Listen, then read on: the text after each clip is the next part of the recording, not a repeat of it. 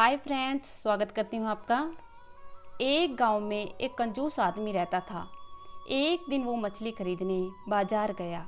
उसने मछली वाले से भाव पूछा। मछली वाले ने जो भाव बताया वह कंजूस को थोड़ा अधिक लगा, इसलिए वह आगे चल दिया। अब वह दूसरे व्यापारी के पास पहुंचा और मछली का भाव पूछने लगा। मछली वाले ने उसे भाव बता दिया। तब कंजूस व्यक्ति बोला, तुम जहाँ से लाते हो वहाँ तो सस्ती होगी। उसने कहा, हाँ, हम तो नदी से लाते हैं, वहाँ से तो मुफ्त में मिल जाती है। कंजूस ने सोचा, ये सही है, नदी पर ही चलते हैं, वहाँ से मुफ्त में मिल जाएगी। और वह नदी की ओर चल पड़ा और नदी में मछली पकड़ने उतर गया। जब नदी में उतरा तो नदी का पानी बढ़ गया और उसे याद आया कि मुझे तो तैरना आता ही नहीं। और डूब जाने के डर से उसने भगवान से प्रार्थना की कि मैं यहाँ से निकल गया तो मैं 111 ब्राह्मणों को भोजन करवाऊंगा। प्रार्थना करने से उसका मनोबल थोड़ा बढ़ गया और वो आधी नदी से बाहर आ गया। तो फिर बोला, भगवान, 111 नहीं तो 51 को तो खिला ही दूंगा। पर फिर जब नदी से थोड़ा और बाहर आ गया तो बोला, 51 ना सही, 11 को तो खिला ही दूंगा। अब जब नदी से पूरा बाहर आ गया तो बोला, भगवान, 11 ना सही, 1 को तो पक्का खिला दूंगा।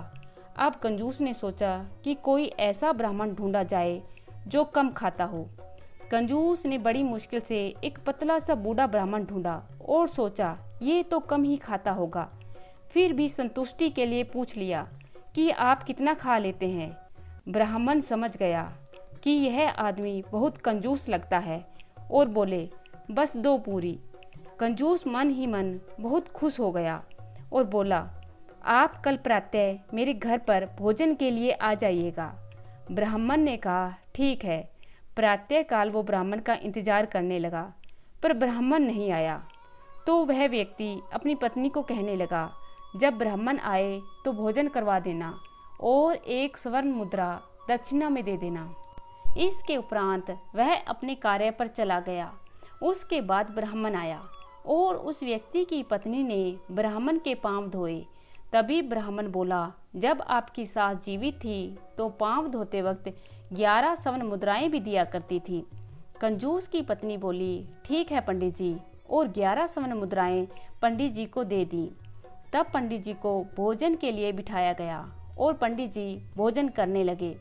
भोजन करते हुए पंडित जी बोले, आपकी सास जब जीवित थी तो भोजन करवाते वक्त 50 स्वर्ण मुद्राएं भी दिया करती थी। कंजूस की पत्नी बोली, ठीक है पंडित जी, और 50 स्वर्ण मुद्राएं और काफ़ी अनाज पंडित जी को दे दिया।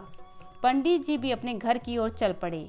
अब जब कंजूस घर आया तो उसने अपनी पत्नी से पूछा कि क्या पंडित जी आए थे। तो उसकी पत्नी ने कहा, हाँ आए थे, और सब कुछ बता दिया। यह सुनकर कंजूस व्यक्ति क्रोधित हो गया और ब्राह्मण के घर की ओर निकल पड़ा। उधर पंडित जी भी तैयारी में थे और उन्होंने अपनी पत्नी से कहा, यदि वो आए तो तुम मेरे ऊपर एक कपड़ा डाल देना, और सब कुछ समझा दिया। उसने ऐसा ही किया। जब कंजूस आया तो ब्राह्मण लेट गया और उसकी पत्नी जोर जोर से रोने लगी। कंजूस ने पूछा, इन्हें क्या हो गया। तो ब्राह्मण की पत्नी बोली कि किसी के घर भोजन के लिए गए थे और फिर उल्टी करने लगे, फिर प्राण त्याग दिए।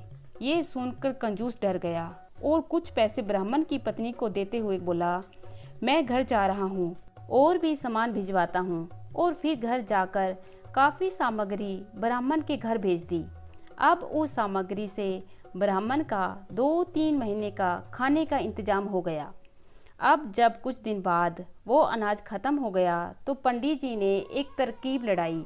उन्हें कहीं से पता चल गया कि कंजूस आदमी की एक बेटी की कई साल पहले मृत्यु हो गई थी। पंडित जी ने अपनी दाढ़ी बढ़ाई और फिर से कंजूस के घर पर उसकी पत्नी के पास पहुँचे। उन्हें देखते ही कंजूस की पत्नी ने कहा, पंडित जी, आपकी तो मृत्यु हो गई थी। तो फिर पंडित जी बोले, हाँ, मैं सीधे स्वर्ग से आ रहा हूँ। वहाँ मुझे आपकी बेटी मिली थी। उसने मुझे कहा कि मेरे घर पर मेरा संदेश दे दीजिएगा। मैं यहाँ ठीक से हूँ, बस खाने पीने की थोड़ी तंगी है, तो कुछ सामान भिजवा दें। कंजूस की पत्नी ने जब ये सुना तो उसने पंडित जी को बहुत सारा अनाज और फल इत्यादि दे दिए और पंडित जी चले गए। जब कंजूस घर आया तो उसकी पत्नी ने सब कुछ बताया तो कंजूस सब समझ गया और फौरन पंडित जी के पास पहुंचा और उनसे माफ़ी मांगकर बोला, मैं आगे से कम खाने वाला ब्राह्मण नहीं ढूंढूंगा, मुझे माफ़ कर दीजिए। पंडित जी ने कहा, ठीक है, पर अब तुम हर महीने मुझे अपने घर पर भोजन पर बुलाओगे। कंजूस ने कहा, ठीक है पंडित जी, मुझे मंजूर है। तो गाइज़, आशा करती हूँ कहानी पसंद करेंगे। धन्यवाद।